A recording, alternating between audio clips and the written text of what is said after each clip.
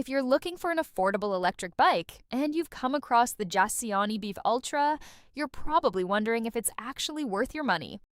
After checking out its features and real-world rider feedback, here's my take. The Jasion EB5 designed for budget-conscious riders who want a simple e-bike for commuting, running errands, or casual weekend rides.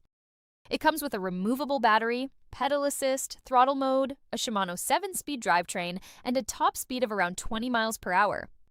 Riders generally report a range between 25 and 40 miles, depending on terrain and how much throttle you use.